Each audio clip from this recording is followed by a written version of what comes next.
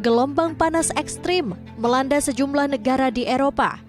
Negara-negara seperti Italia, Perancis, Spanyol, Portugal, Yunani, hingga sebagian wilayah Jerman mencatat suhu yang menembus lebih dari 40 derajat Celcius. Kondisi ini memicu kebakaran hutan, mengganggu aktivitas masyarakat, meningkatkan beban layanan kesehatan, hingga menyebabkan korban jiwa akibat sengatan panas dan dehidrasi. Fenomena ini dipicu oleh kombinasi beberapa faktor. Salah satunya adalah masuknya massa udara panas dari gurun Sahara di Afrika Utara ke kawasan Eropa Selatan dan Barat. Ketika aliran udara panas tersebut bertemu dengan sistem tekanan tinggi atau heat dome, panas terperangkap di dekat permukaan bumi selama beberapa hari bahkan berminggu-minggu. Di sisi lain, para ilmuwan menyebutkan bahwa perubahan iklim global turut memperparah kondisi tersebut sehingga gelombang panas kini terjadi lebih sering dan berlangsung lebih lama, hingga mencapai suhu yang semakin ekstrim. Di tengah kondisi tersebut, masyarakat Indonesia juga merasakan suhu udara yang lebih panas dalam beberapa waktu terakhir. Baik pemirsa, kita langsung saja membahasnya bersama Ardasena Sopaheluakan selaku Deputi Bidang Klimatologi BMKG. Baik, halo selamat siang Pak Ardasena, apa kabar? Selamat siang, alhamdulillah baik. Baik Pak Ardasena, terima kasih sebelumnya sudah bergabung bersama kami di Halo Indonesia. Langsung saja Pak Ardasena, kalau kita melihat ini baru-baru ini ada gelombang panas yang menyelimuti di beberapa negara di Eropa dengan menembus 40 derajat Celcius maksud saya. Pak Ardasena, mungkin secara sisi meteorologi ini atau klimatologi bisa dijelaskan sebenarnya apa faktor penyebab fenomena ini Pak? Ya, terima kasih. Jadi ada beberapa faktor yang menyebabkan terjadinya gelombang panas tersebut. Tapi sebelum kita berlanjut, sebenarnya gelombang panas itu sudah pernah terjadi cukup sering sebelumnya di Eropa dengan penyebab yang hampir sama ya gitu. Jadi yang pertama adalah mereka sekarang sedang berada di musim samar, musim panas ya atau periode samar di belahan bumi utara. Nah, dengan terjadinya perubahan iklim itu menyebabkan makin sering terbentuknya sistem tekanan tinggi atau yang di media disebut juga sebagai heat dome yang berada persis di atas kawasan kontinental Eropa gitu.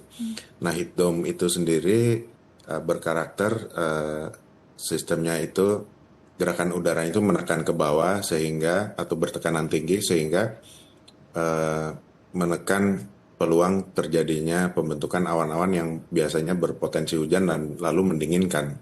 Nah, sistem ini terkunci cukup lama, sudah hampir 2 minggu di Eropa, dan itu menyebabkan panas yang secara terus-menerus itu terbangun dalam waktu periode yang cukup lama selama 2 minggu ini gitu.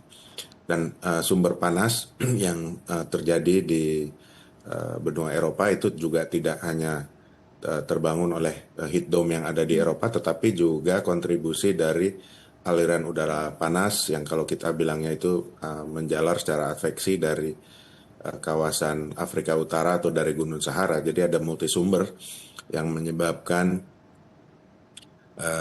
saat ini kita melihat di Eropa itu panasnya sangat eksepsional sekali dan kita lihat banyak rekor bertumbangan pada bulan Juni ini. Sebelum biasanya mereka itu mencapai puncak periode panas itu sebenarnya di bulan Agustus gitu. Oke, baik. Nah, apakah ini kalau kita lihat ya Pak, ini kan di beberapa negara di Eropa cenderung memang memiliki iklim yang sedang sampai dengan dingin. Tapi ini tiba-tiba mungkin gelombang panas yang begitu sampai meningkatnya suhu panas ini mencapai 40 derajat Celcius seperti itu. Tapi apakah memang ini benar adanya perubahan iklim Pak yang membuat fenomena ini berlangsung cukup lama di sana Pak? Jadi perubahan iklim tersebut menyebabkan gelombang panas yang terjadi saat ini itu semakin intens, jadi semakin panas dan juga semakin sering gitu. Beberapa hasil proyeksi dari Badan Meteorologi setempat di Eropa juga sudah menunjukkan bahwa beberapa minggu ke depan itu bisa terjadi perulangan fenomena yang sama gitu. Jadi ini adalah fenomena yang sifatnya itu musiman sebenarnya, tetapi kemudian diakselerasi juga oleh perubahan iklim yang terjadi secara kontinu dari dekade ke dekade. Jadi multifaktor sebenarnya gitu. Oke, baik Pak Ardasena. Lalu lantas kapan mungkin cuaca panas atau suhu panas ini dikategorikan sebagai gelombang panas begitu ya, panas ekstrim atau heat wave ini Pak, dibandingkan panas-panas mungkin yang cenderung normal. Ini apa ciri-cirinya seperti itu Pak Ardasena? Ya, eh, pada ukuran untuk iklim yang masa lalu kita mengatakan kalau suhu melonjak di atas 5 derajat selama 5 hari berturut-turut itu kita kategorikan sebagai gelombang panas itu. Tapi Oh, kita lihat sekarang kejadian yang saat ini terjadi di Eropa itu sudah bertahan lebih dari 2 minggu. Sebenarnya ini juga sangat eksepsional sekali. Sehingga dalam eh, iklim bumi yang terus berubah, barangkali kita harus memikirkan ulang apa definisi dari eh, gelombang panas ini ketika kita mendapatkan banyak sekali kejutan-kejutan dari fenomena-fenomena baru yang semakin lama semakin ekstrim gitu. oke, baik. Kalau menurut Anda, ini pengamatan Anda seperti itu Pak Ardasena, ini bisa berlangsung sampai kapan Pak? Kalau misalkan gelombang panas dibandingkan dimaksud saya gelombang panas dibandingkan dengan suhu panas pada umumnya? Biasanya kalau di belahan bumi utara gelombang panas itu 1 minggu hingga 1,5 minggu ya. Namun untuk yang di Eropa ini sudah berlangsung lebih dari 2 minggu dan sekarang masih berlangsung ke minggu depan walaupun intensitasnya secara gradual itu menurun. Jadi kita mendapatkan banyak kejutan-kejutan baru dalam perubahan iklim ini gitu. Oke, baik. Berarti ini adalah disebabkan juga perubahan iklim begitu ya Pak ya, menyebabkan ini gelombang panas yang Diperparah lebih oleh perubahan iklim ya. betul. Baik. Pak Ardasena, lalu apa dampaknya yang dirasakan mungkin oleh penduduk di sana atau masyarakat di sana terkait gelombang panas ini mungkin dari segi aktivitas mereka, terus kesehatan maupun lingkungan ya Pak Ardasena? Ya, dari segi kesehatan tentunya ini sangat cukup severe ya. Em, Kalau kita di Indonesia temperatur itu relatif tinggi terus karena kita di wilayah tropis sekitar 30-an dengan kelembaban yang tinggi, tetapi di Indonesia itu ketika kita lepas malam atau lepas maghrib itu kan temperatur turun gitu ya. Nah, pada saat sekarang yang terjadi di Eropa yang berbahaya adalah suhu malam harinya itu tidak turun gitu ya. Itu bertahan tinggi di sekitar 20-an 28 ke atas, ada yang daerah-daerah yang suhu malam harinya itu bertahan di atas 30 derajat dan suhu malam hari sebenarnya merupakan indikator risiko kesehatan yang jauh lebih penting dibandingkan temperatur maksimum yang sering kita sebutkan di atas 40 derajat ini. Kenapa demikian? Karena ketika kita melawan panas, tubuh menyesuaikan kan gitu ya. Ketika siang mungkin kita bisa bertahan untuk menahan panas itu tidak bisa masuk langsung dari luar ke kulit kita dengan berteduh atau di dalam rumah. Kalau itu kita terpapar langsung maka tubuh kita yang biasanya melepaskan panas melalui keringat misalkan itu bisa terjadi misalkan di Indonesia. Tapi kalau suhunya tinggi sekali itu terbalik prosesnya jadi panas dari luar yang masuk ke tubuh kita. Nah itu yang dinamai dengan heat stroke.